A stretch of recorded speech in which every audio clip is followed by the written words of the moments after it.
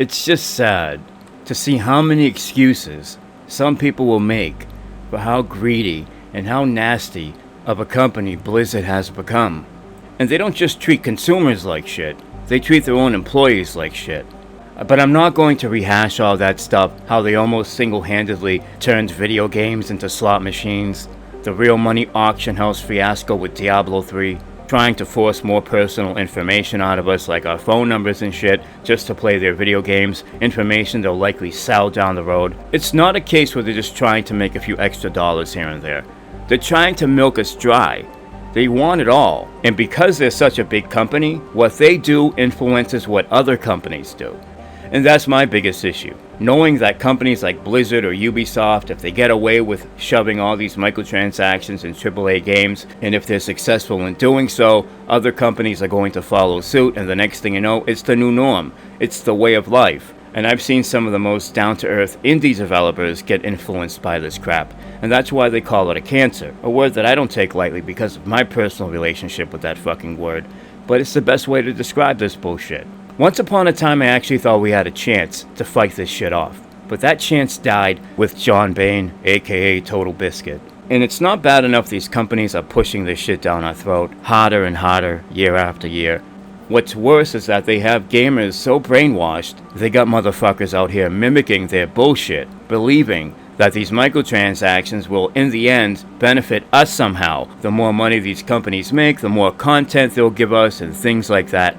Absolute bullshit. The only ones benefiting are the ones way at the top. That shit doesn't help us in any capacity, nor does it even help the people making the game. They're making a base pay no matter how much the fucking game makes. Hogwarts made $1 billion plus fucking dollars, and that's without the microtransactions. Are you seeing a wealth of free content? I don't. And I hate when people sit there and try to tell you it doesn't affect gameplay.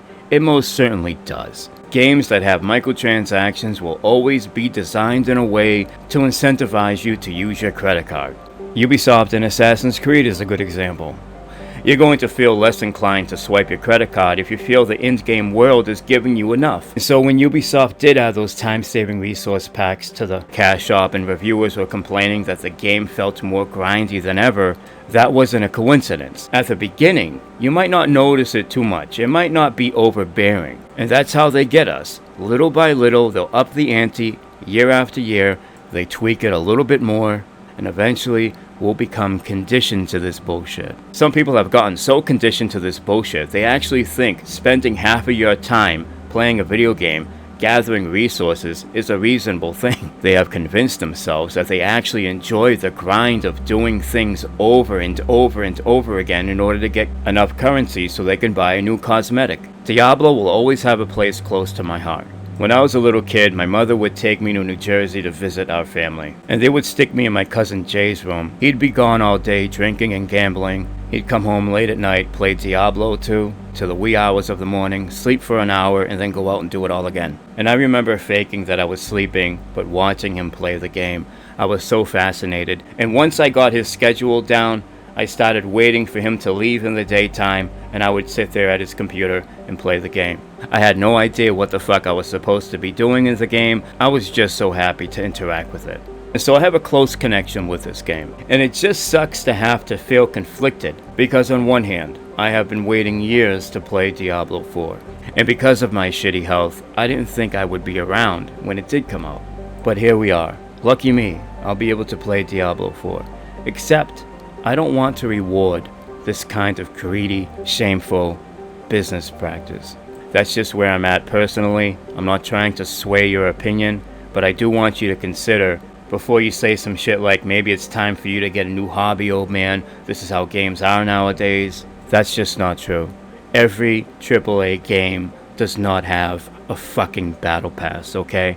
Every AAA game isn't selling these ultimate editions that only include shit that is there to try to tax your anticipation a couple days early access, aka paying extra money to be a glorified last-minute beta tester. If you would have asked me years ago to envision an ultimate edition for Diablo 4, I would have guessed a metal case, maybe a pentagram keychain, some stickers.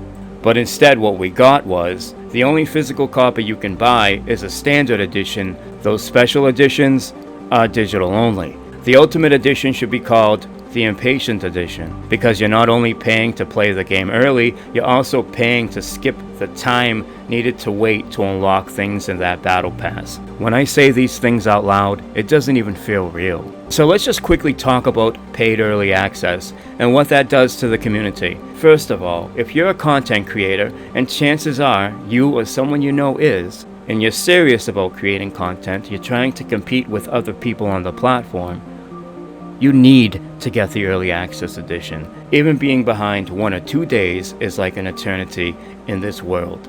These companies are well aware of this. So not only have they created this atmosphere in their game where you might feel left out if you're not engaging with their battle pass bullshit, but they also created this environment out here in the real world where if you're a content creator and you don't buy their early access edition, you most certainly will be left out from getting those juicy release hype views. Well, it should be considered a business expense, so if you can't afford the Ultimate Edition, you shouldn't be streaming or making content in the first place. That's all beside the point. That's all something some manipulated, fucking indoctrinated, bootlicking fanboy would say. It's also people that are very competitive, that care about being world's first, whether that means to kill a boss, to complete a raid, or even finish the game.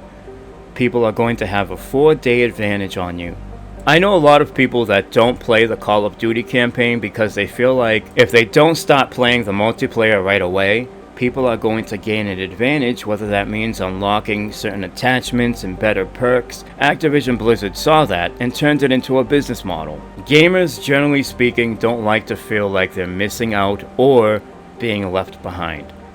Therefore, a lot of people are going to be compelled to buy this early edition because it does suck to come into a game and see that everyone has already unlocked everything. It's almost like the game is getting spoiled for you. Now that's okay if a game is like 6 months old or even a couple months old, but when you're buying a so-called new game, it just kinda takes the new out of it when you feel like you kinda have to catch up with everyone else. It feels kinda shitty to enter a hub for the first time and seeing everyone run around with full sets and shit. It just kinda takes the brand new smell out of it. It's more like a musty, hot, rotten cabbage, doused with vinegar smell. Blizzard has all these shitty little tactics. Recently they put out a tweet showing you what you could buy in the shop compared to what you can get in-game. Of course, they're going to show you one of the shittier things in the shop and one of the better in-game items to make it look like, oh wow, the stuff I can earn is much better than the stuff I can buy, when anyone with common sense would know cosmetics in the in-game shop that look lesser than the ones you can earn in-game, that's not going to motivate many people to reach in their wallet and pull out their credit card. And knowing them, they'll wait about a month to actually introduce the really high-end skins, so their greedy monetization doesn't get in the way of them getting a good review score. Here's the bottom line. Battle passes are for free-to-play garbage. It doesn't belong in AAA games. This idea that these battle passes somehow add to your experience is complete bullshit. People act like this is the only way you can have a progression system that involves cosmetics. It's the most unfulfilling, bottom-of-the-barrel progression systems in video games. You shouldn't be drip-fed content. I don't care if it's cosmetics. I don't care what it is.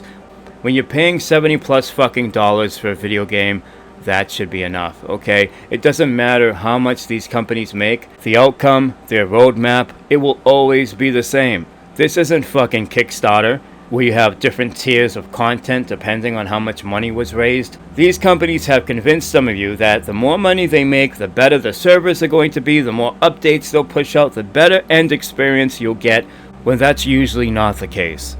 No matter how much money they make, they're always going to keep upping the ante when it comes to this greedy bullshit. It almost always leads to a lesser experience. The only thing that's ever added is more ways to pick our pockets clean. If you're the type of person that's going to buy the game no matter what, you don't care about greedy business, none of that shit, the game can come with AIDS, you're still gonna buy it. Fine, do what you gotta do. I hope you enjoy it.